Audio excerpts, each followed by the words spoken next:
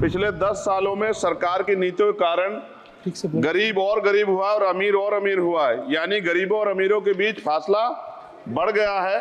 सारे देश की संपत्ति को चंद अमीरों के हाथ में दे दिया गया है। ये हमारे संविधान की मंशा और समतावादी समाज के लक्ष्य के खिलाफ है। जो बजट SC/ST को मिलता है, मेरे दाएं तरफ जो साथी बैठे उनको बुरा लगेगा। कर्नाटक में 14,732 करोड़ रुपए इन्होंने दूसरी योजना में लगा दिए और मध्य प्रदेश में आपने 95 करोड़ रुपए जो है दूसरे बजट में लगा दिए। हमारा जो मिलता है उसको तो मत छीनो भाई। पिछले लंबे समय से हमारे साथ धोखा हो रहा है, लेकिन अब ये नहीं चलेगा। चंद लोगों की तराजू से देश के संसाधन नहीं बटेंगे। पिछले 10 सालों में सरकार की नीतियों के कारण गरीब और गरीब हुआ और अमीर हुआ है, यानी गरीबों और अमीरों के बीच फासला बढ़ गया है। सारे देश की संपत्ति को चंद अमीरों के हाथ में दे दिया गया है। ये हमारे संविधान की मंशा और समतावादी समाज के लक्ष्य के खिलाफ है। अतः हमारी नीतियां गरीबों के पक्ष में भी होनी चाहिए। जातिगत जनगणना SC/ST OBC यानी कि जो बहुजन समाज के लिए आज जीवन मरण का प्रश्न है, इसके बारे में कोई बात बजट में नहीं की गई है। इसके बाद जनसंख्या के अनुपात में बहुजन समाज को सभी क्षेत्रों में हिस्सेदारी मिलनी चाहिए, तभी बाबा साहब अम्बेडकर का जो सपना है समतामूलक समाज का वो पूरा होगा। महोदय, एक ऐसा विकसित भारत है जिसमें आज भी सफाई कर्मचारी को पक्की नौकरी नहीं मिल रही है और उसको गटर में उतरने के लिए मजबूर किया जा रहा है। उनके लिए कोई अलग से बजट नहीं है। बजट बन सकता है अगर सरकार चाहे।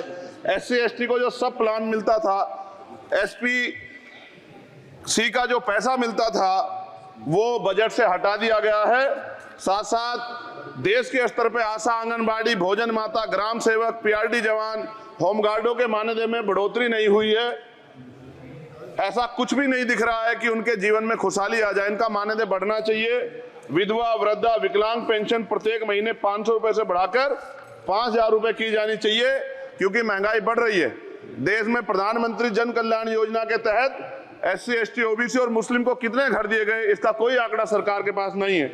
देश में इसी तरह SC/ST OBC के लिए कितने परिवारों को शौचालय की व्यवस्था कराई गई।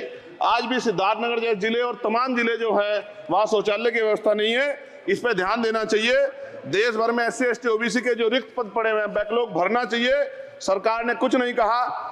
ये कैसी विश्व की 5वीं अर्थव्यवस्था है जिसमें आज भी SC/ST पे अत्याचार हो रहा है, महिलाओं के साथ रेप हत्या हो रही है। NCRB का डाटा पढ़ेंगे तो खून के आंसू रोने पड़ेंगे। युवा बेरोजगार है, सड़कों पे 80 करोड़ लोगों को 5 किलो राशन में जीवन यापन करना पड़ रहा है।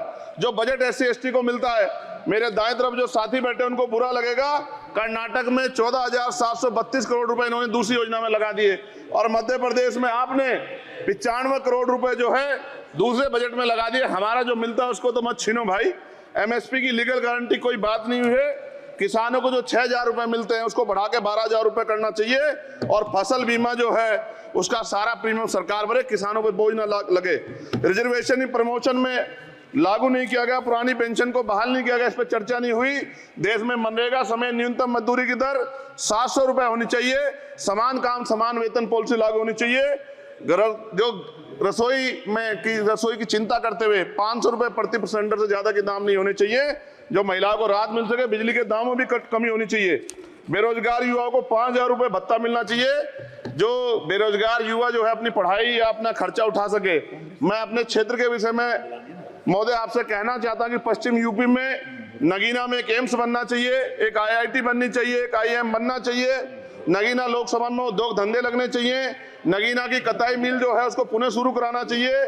RRTC जो योजना है सरकार की, उसको मेरठ से आगे बढ़ाकर मुजफ्फरनगर, सहारनपुर से नजीबाबाद, नगीना होते हुए उसको नगीना तक ले जाना चाहिए। साथ साथ नजीबाबाद से मुंबई के लिए एक ट्रेन चलनी चाहिए और नगीना, श्योरा, किरतपुर में रेलवे के ओवरब्रिज बनने चाहिए।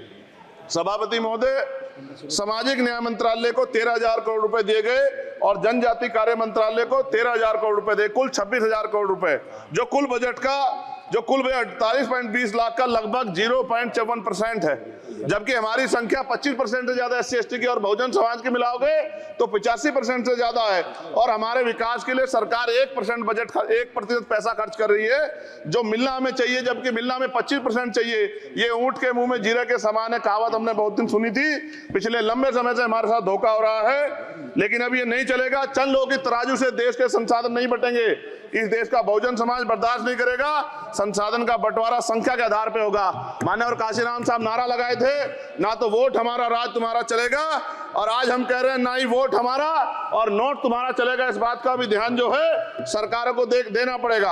आपके माध्यम से सरकार से मेरी एक मांग है, सरकार इस योजना का लाभ भी अपने आप ले ले, श्रेय भी ले ले कि 1 लाख रुपए सालाना बहुजन समाज के अत्यंत गरीब परिवारों को दे।